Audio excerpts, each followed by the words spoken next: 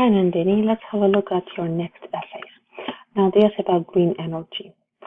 Experts throughout both the developing and the developed world have debated the impact of renewable energy around the globe. Considering this, a section of society thinks that green energy can be cost-effective and eco-friendly, and I certainly agree with them. Okay. I would say which I certainly agree with. That would be a better use of sentence structure because it's a more complex grammatical structure than just adding the conjunction and just a regular independent clause. In contrast, others believe that energy security is at high risk because of this trend. This essay will discuss both sides, using both sides of what? The argument, probably, or of the debate, of the dilemma, using examples from the Bhutan government and research from Harvard University to demonstrate points and prove arguments. Very nice, very, very nice. On the one hand, there is ample evidence that energy derived from natural resources like wind, water, and sunlight is economical, and nature-friendly. Energy is singular, so it's economical. Okay, what do you mean by economical? Economical means money saving, right? Or resource saving, like an economical car, right? So you mean this. Okay, adds up. Okay, nature-friendly. The central reason behind this is twofold. Period. Great. Firstly, energy obtained from natural resources. We have a repeat, natural resources here. Let's follow the DRY principle, DRY, do not repeat yourself. Does not require any additional materials other than natural energy, and this helps in plummeting the production costs, I would say. Okay, wait.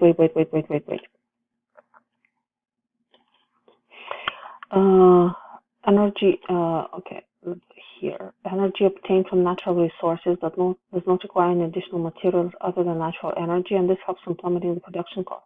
I hate to contradict you, but it does. For example, if we use solar energy, you need to use solar panels, right? So solar panels are actually expensive because it takes a lot of additional materials to build them and market them, and so they will be expensive. But they will repay you because you will be saving money by not using the, let's say, city-provided electricity. So you will return your money. But saying that they do not require any additional materials other than the energy itself is not exactly accurate, because you cannot just take sunlight and use it at home. You need a special device, and that device costs money. This is what I mean. You cannot really say this helps in plummeting the production costs. Plummet is a very emotively colored word, and you cannot say it helps to plummet. No, it helps in reducing the production costs, right? You can say it helps to reduce considerably or greatly. So you should use an intensifying adverb with that verb to achieve the idea of a lot, right? But not plummet. No, it won't work here, unfortunately. Sorry, it won't meet the language. Secondly, the environment is hugely saved from CO2 emissions and toxic gases, which are plummeted. Plummet again. Looks like you're a fan of the word. So again, the DRY principle. Do not repeat yourself. During the energy generating process. Okay, let's fix this sentence. The idea is great, the vocabulary is great, but it's not always used precisely. First, we get rid of the plummet. And then you cannot really say that the environment is saved from the CO2 emissions. You can say that, secondly, the environment benefits from, let's say, lowering the lack of CO2 emissions in the process of obtaining electricity, and then you add the clause with toxic gases, which are inexistent in the energy generation process. I wouldn't say generating, I would say energy generation process, because it's the process of generation of the energy. I wouldn't really use the adverb, the gerund here. For example, recent empirical research by the Bhutan government has proved that 99% of the electricity demand for commercial and domestic purposes in the country are managed through hydroelectric and sunlight power at a minimal cost, which is spent only for its infrastructure, which I wouldn't say the cost which is spent. You can say the money which is spent.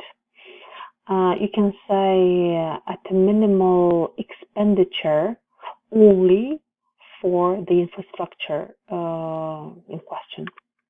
In addition, the data also bolsters the fact, that's a smart verb, but I wouldn't say reinforces, because bolsters is not academic, and you want to sound academic, trust me.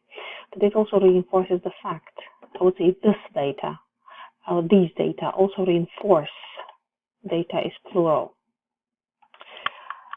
These data also reinforce the fact that the country has become carbon negative after implementing the stringent, I would simply say stringent rules for deriving energy only from renewable resources. That's a nice sentence, and that's a very great idea, and that's a great use of vocabulary. Way to go. Therefore, it is possible to state beyond doubt that naturally replenished sources are not only saving money to the government and its people, but also protective. Look at this. Not only, I wouldn't say that this is, I would do it like this. Are not only money saving, use it as an adjective. And this shows a better range of vocabulary: money saving to the government, protective for the environment. Anyway, great paragraph, absolutely. Okay. On the other hand, there are various reasons to understand why some individuals think that green energy acts as I wouldn't say acts, it doesn't act. The collocation poses a serious threat to energy security to begin with. Although resources, the sentence structure is a bit weird here. Although sunlight, I won't use this. Although sunlight, algae, and geothermal heat are generated naturally, the production of energy happens only through complex infrastructures which cannot withstand natural calamities such as floods, tides, and storms. Okay. It must also not be forgotten that man-made disasters and planned terrorist attacks are uncontrollable and will have a severe impact on energy production, which will in turn hinder, I would say, people's regular lifestyle. And why did you add this as a separate paragraph? No, it should come as the continuation of the paragraph. Numerous studies by Harvard University have proved that natural calamities, and this is a repeat, you had calamities previously, can affect the efficiency of windmills and solar panels by this, even if the devices are protected as per precautionary protocols. Okay.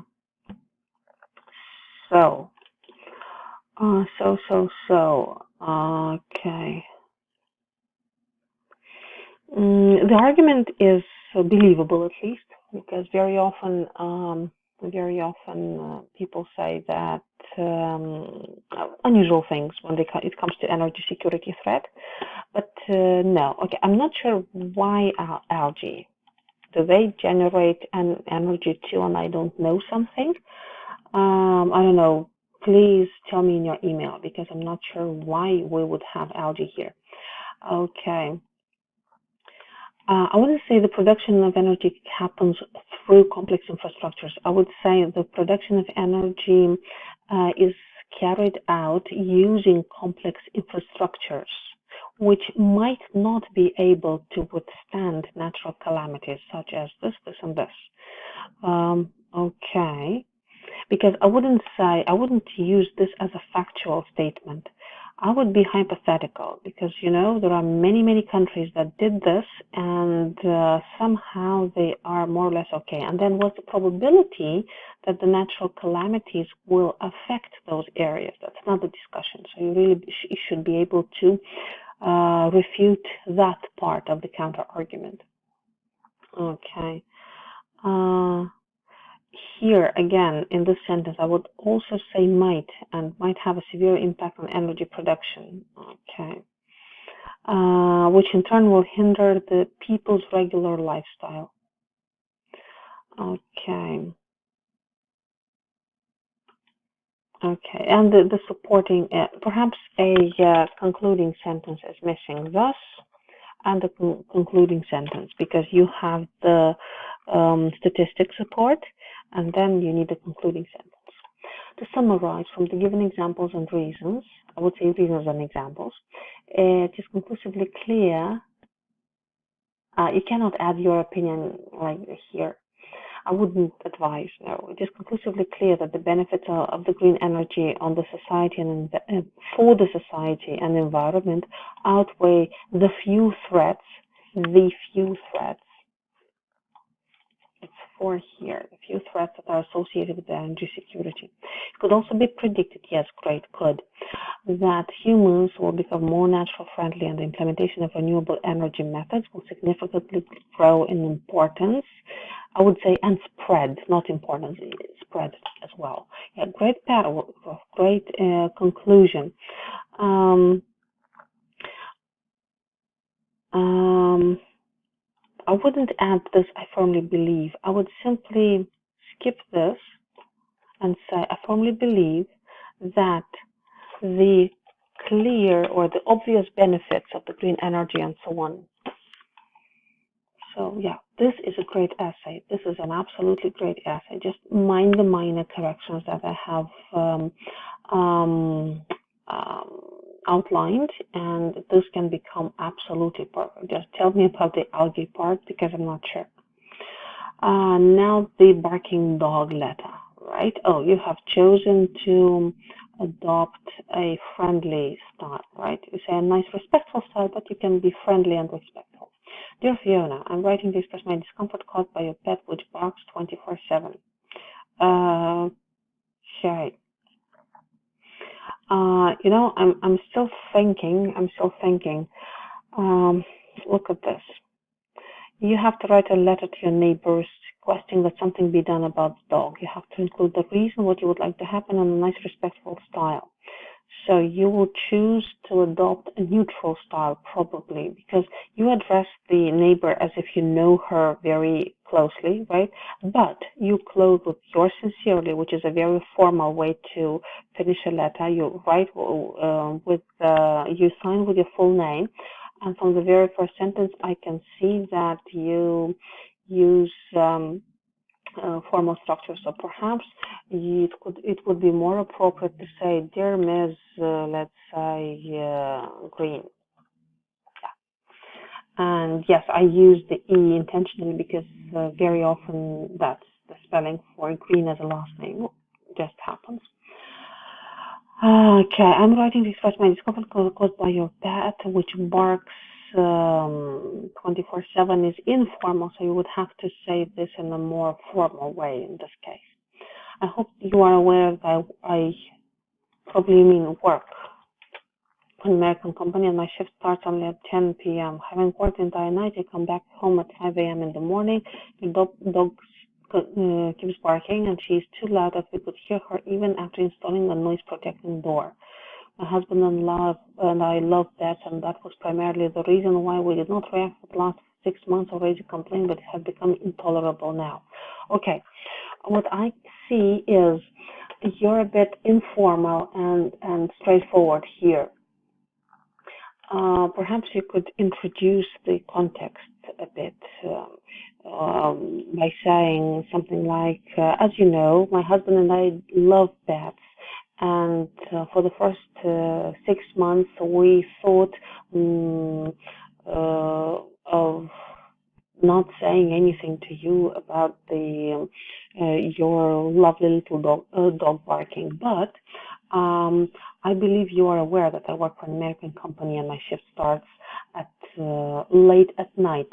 I mean, you don't need the intensifier such as only or I hope you're aware, because that makes it kind of obvious that you're friends or something, which from your tone and farewell and signature is not so. So So which tone will you adopt, the formal or the informal? You have to make up your mind here.